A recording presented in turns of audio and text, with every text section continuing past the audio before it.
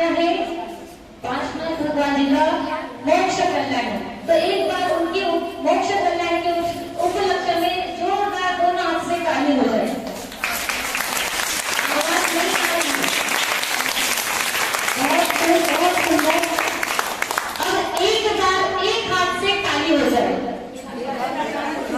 क्यों नहीं बजती एक हाथ से ताली? बजाइए, ताली बजाने में चुटकी नहीं बजाने के लिए बोला है। ताली कभी बजती है एक हाथ से। सब जानते हैं एक हाथ से ताली नहीं बजती है। एक हाथ से ताली बजे और एक हाथ शांत वैसे ऐसा हो नहीं सकता है। इसको अपमान किया है पारसनाथ भगवान ने। पारस भगवान ने एक भाव नहीं 10 भाव तक लगातार कितने 10 भाव तक एक हाथ से ताली बजाई है। कैसे ताली बजी है इसी को आज अपन देखेंगे कि पारसनाथ भगवान ने एक हाथ से ताली बजाई, उनकी आवाज कैसे आई इसी को आज अपन देखेंगे। कहते हैं बहुत सुंदर नगर था, वहां के राजा थे अरविंद। हर राजा के 4-5 मंत्री होते हैं, पर अरविंद राजा का एक ही मंत्री था जिसका नाम था विश्वभूति। उस मंत्री के 2 बेटे थे। पहले बेटे का नाम था कमट और दूसरे का नाम था मरुभूति, जो पारसनाथ अपने इस प्रवचन का हीरो, नायक और खलनायक को कमट पिक्चर के हिसाब से समझाते हैं। इस जनरेशन के हिसाब से नायक और खलनायक कहते हैं दोनों में इतना अंतर था। एक था अमावस्या, कमट था अमावस्या, तो मरुभूति था पूर्णिमा।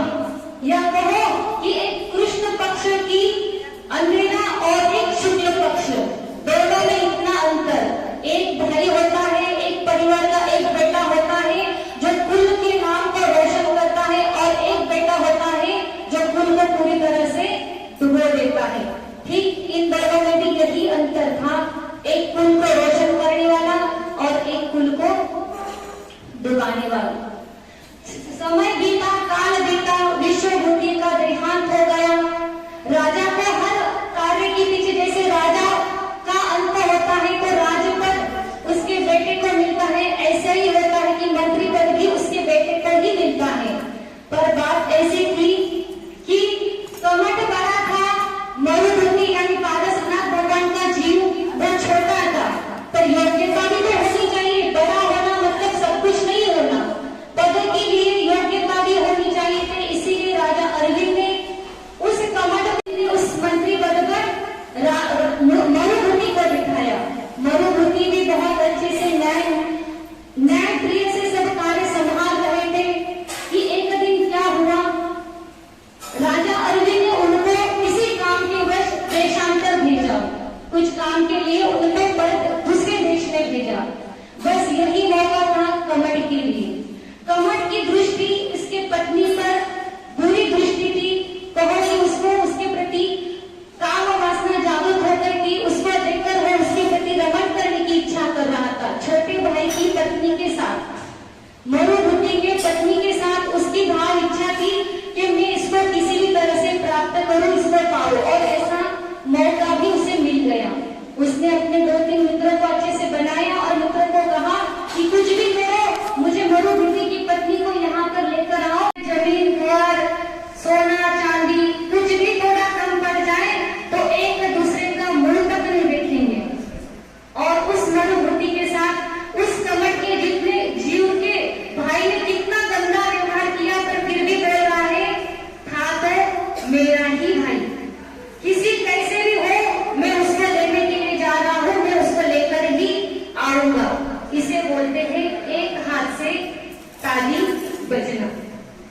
बजना ताली इसे बोलते हैं एक हाथ से ताली बजाना, जो पारसनाथ भगवान बजा रहे हैं। फिर वह कमट जब यहाँ देश से नगर से निकाला गया तो वह एक सन्यासी बन गया। देखो, सन्यासी बन जाना, सन्यासी का वेश धारण करना बहुत छोटी बात है, पर सन्यासी के भाव बन जाना यह बहुत बड़ी बात है। सन्यास तो कोई भी धारण कर लेगा। सन्यास धारण करने के लिए, दीक्षा लेने के लिए कोई मुश्किल नहीं है, पर दीक्षा के भाव बनना, दीक्षा के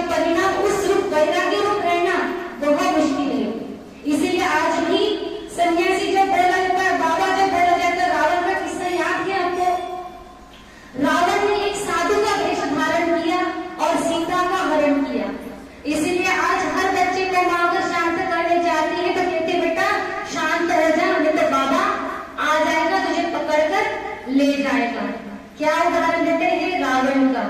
क्यों बाबा, बाबा नाम कितना मतलब आज उसके नाम से सभी डराते थे, इसीलिए अपने साधुओं के पीछे निकृष्ट दिगंबर साधु लगाते ताकि बाबा लगाते हैं, क्योंकि बाबा नाम ही बदनाम हो चुका है। बात थी वह कमर का जीव नगर से जब निकाला गया तो वह एक पहाड़ की चोटी पर जाकर सन्यासी का वेश धारण कर लिया, फिर तप तपने लगा। इधर वह मरुभट्टी का जीव जब उसको पता चला तो वह उसको ढूंढते ढूंढते उस पहाड़ की चोटी पर पहुंचा। पैसे ही भैया को देखा और तुरंत जाकर उसके पैर पकड़ लिए। कितनी बड़ी बात है, देखो कैसे परिणाम हो गए उस मरुभट्टी के, इतना बड़ा निश्चल व्यवहार करने के प्रति भाव भी उसके प्रति होने के तो भी उसके प्रति क्षमा भाव धारण करके उसके तरफ दौड़ा गया और उसके चरण पकड़ लिया और कहता है भाई मुझे क्षमा करो, मुझसे गलती हो गई, मैं नहीं था, मैं होता तो आपको यहाँ से नगर से निकालना नहीं देता। गलती हो गई, आप कुछ भी करो, आप पुनः वापस अपनी नगर में चलो, वही आप रहेंगे, अपन दोनों अच्छे से रहेंगे। ऐसे परिणाम है पारसनाथ भगवान के जीव के। और वही कमर सोच रहा है दुष्ट आ गया, इसी के कारण मुझे आज नगर से निकाला गया, मेरी इतनी बदनामी हुई। हाथ में पत्थर लेकर तप कर रहा था, ले दिया वह पत्थर और मार दिया किस पर, मरुभूमि के जीव पर। वह जीव वहीं पर देहांत कर गया, वह जीव वही शांत हो गया। शांत होते वह जीव ऊपर सीधा कहा गया, हाथी की प्रलय को प्राप्त हुआ और वह कमर का जीव कुक्कड़ सर्प हुआ। हाथी का जीव जब बना तो मस्त आराम से जंगल में घूम रहा था, पी रहा था, अच्छे से दौड़ रहा था कि उसी को क्या अचानक क्या मस्त चढ़ी हुई नशा चढ़ा होगा कि वह बेभान हो गया और जंगल में इधर उधर दौड़ने लगा, पेड़ों को उखाड़ वन को तहस नहस करने लगा, खत्म करने लगा वन के जंगलों को, जंगल के पेड़ों को खत्म करने लगा। कि इसी समय क्या हुआ, जो पूर्व भाव का अरविंद राजा था उसको जब पता चला कि एक भाई की हत्या कर दी, यह शब्द सुनते ही उसे वैराग्य हो गया, संसार की असारता हो गई।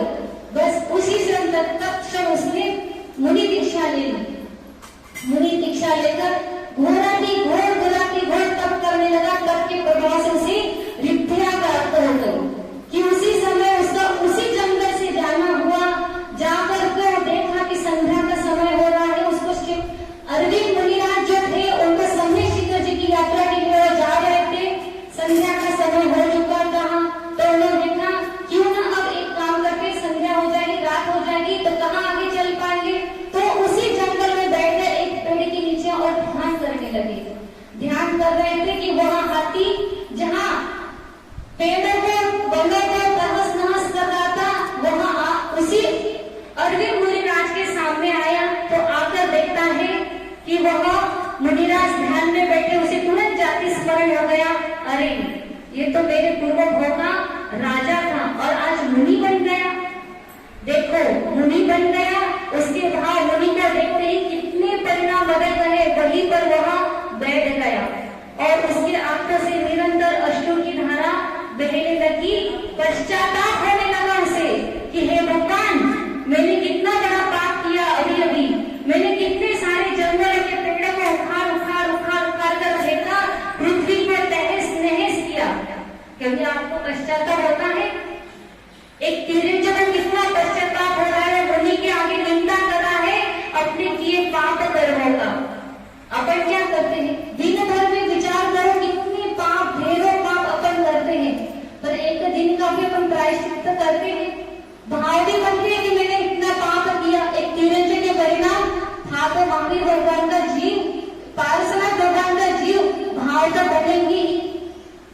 अपन को घर में देखो जैसे चीटियां निकल जाए बहुत सारी, ढेर सारी, उन चीटियों को अपन क्या करते हैं, लेते हैं और किसी कचरे के डिब्बे में डालने के लिए उसको दबाकर उठाकर बाहर लेकर जाते हैं। देखो जहाँ आपने उसको ऐसे कुंचे से दबाया और बाहर लेकर फेंकने के लिए जा रहे हैं, उतने समय के लिए उनके मुंह पर आपने क्या लगाया है, उस कुंचे को लगाया है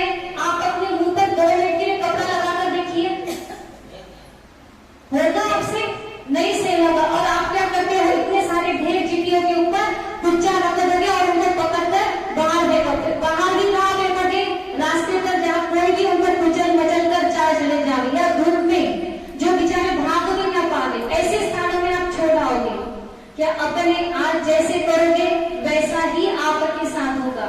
याद रखना, जो करेंगे वैसे ही अपन कार्य करते हैं, वैसे ही भुगतना ही पड़ता है।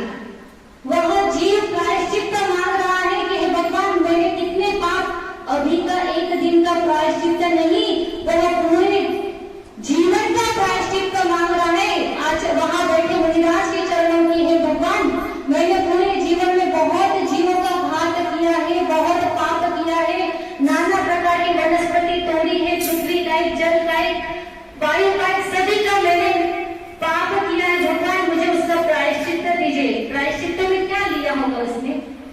उसका भोजन हरी पत्ती, उसने आजीवन के लिए हरी पत्तियों का त्याग कर दिया कि मैं अब जीवन पर्यंत हरी पत्तियों को नहीं खाऊंगा। प्रायश्चित लिया है जीवन भर के पाप का। आप लेते हो? हाँ, मैंने एक क्रिया जरूर देखी है कि आप लोग सब लोग, यही नहीं, हर गांव में देखा है एक कार्ड लगा होता है प्रतिक्रमण का। सभी लोग आते हैं, प्रतिक्रमण का कार्ड करते हैं और घर चले जाते हैं। पर क्या सच में वो प्रतिक्रमण आपने किया है? क्या सच में आपने ऐसे पापों की, आपको लगा है कि मैंने इतना पाप किया है, उसकी निंदा सही मन से की है? और उन पापों को बोलने के बाद क्या है, पुनः पाप मैं नहीं करूंगा, ऐसा आपको मन में लगा है? कुछ नहीं, आया है, रोज का रूटीन बन गया है, आना, कार्ड निकालना, पढ़ना और पढ़कर चले जाते हैं। पूजा न करूं चले जाए, अभिषेक न करूं पर प्रतिक्रमण का कार्ड निकालकर पढ़कर चले जाते हैं। प्रतिक्रमण कब होता है? जब उस पाप की स्वयं में लगा हो कि मैंने ये पाप मुझसे दुष्कृत्य हुआ है, ये भगवान मुझसे महान पाप हुआ है और ये पाप से मैं बचना चाहता हूँ, ये पाप का प्रायश्चित लेकर पुनः मैं ऐसे पाप नहीं करना, उसे बोला जाता है प्रतिक्रमण। ऐसे नहीं कि कार्ड पढ़ लिया और पाप माफ हो गए, कभी नहीं होंगे माफ। माफ तो तब होंगे कि मन से निंदा करा, आलोचना की और वहां उस पाप को छोड़ने के लिए बैठे हैं, ना कि पुनः उसको ग्रहण, वही घर जाकर वही पाप करेंगे। तो क्या किया? वहां वो हाथी का जीव तिरंज प्रकार में वो बोल रहा है कि हे भगवान, मुझे प्रायश्चित में मैं पूरे जीवन के लिए हरी पत्तियों का, हरी घास का त्याग करता हूँ। देखो कैसे परिणाम है उस हाथी के। इतना ही नहीं किया उसने, बैठे ही उन्हीं के चरणों में कहा, हे भगवान, आज से मैं अनुव्रतों को धारण करूंगा। अनुव्रतों को ले लिया। कौन उसे पानी छानकर पिलाने वाला था? कौन सा उसे भोजन शुद्ध मिले? पर फिर भी उसने आगे पीछे कुछ भी नहीं सोचा। आज हम पूछते हैं, आपके यहाँ से कौन अनुव्रती है, कौन महाव्रती है, कौन प्रतिमाधारी है?